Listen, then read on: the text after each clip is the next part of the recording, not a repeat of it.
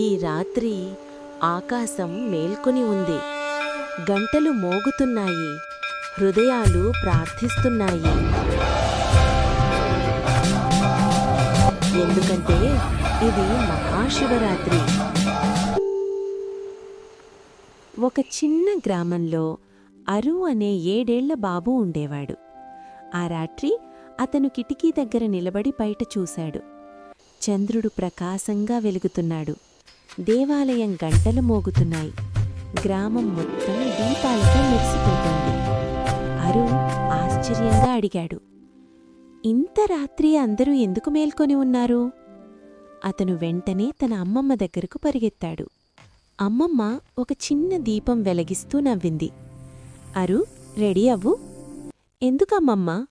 మనము దేవాలయానికి వెళ్దాం. ఇప్పుడా? ఇది రాత్రి కదా? అమ్మమ్మ మెల్లగా చెప్పింది. ఈరోజు మహాశివరాత్రి.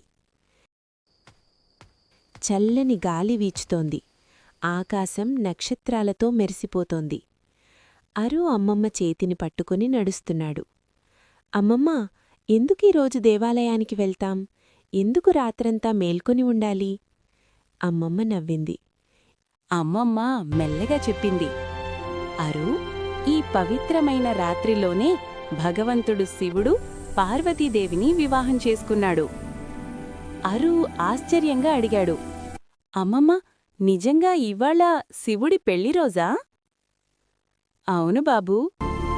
హిమాలయ పర్వతాలు ఆ రోజు వెలుగులతో మెరిసిపోయాయి. దేవతలు ఆకాశం నుంచి పూలవర్షం కురిపించారు. గంటలు మోగాయి, శంఖాలు ఊదారు. శివుడు ప్రశాంతంగా నిలబడి ఉన్నాడు. పార్వతీదేవి ఆనందంగా చిరునవ్వు నవ్వింది. ఆ వివాహం అంటే ఏమిటో తెలుసారు? అది ప్రేమకు గుర్తు, అది సహనానికి గుర్తు, అది కుటుంబానికి ఆశీర్వాదం. అరు చిరునవ్వు నవ్వాడు.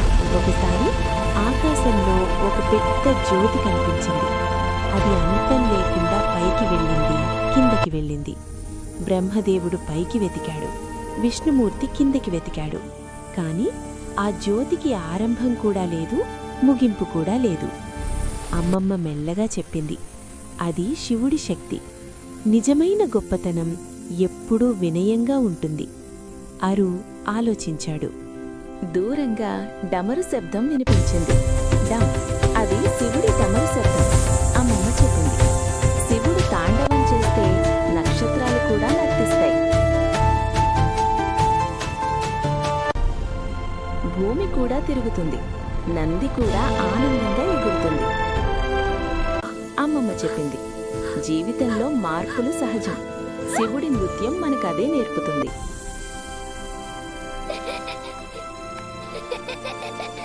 ఇప్పుడు వారు దేవాలయానికి దగ్గరయ్యారు.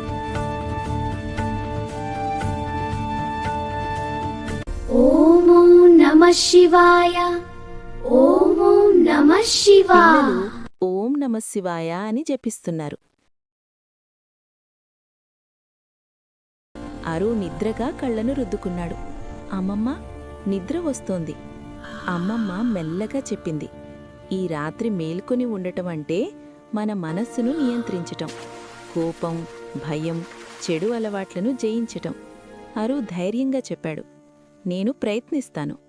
దేవాలయం వెలుగులతో మెరిసిపోతోంది. శివలింగానికి పాలు అభిషేకం చేస్తున్నారు.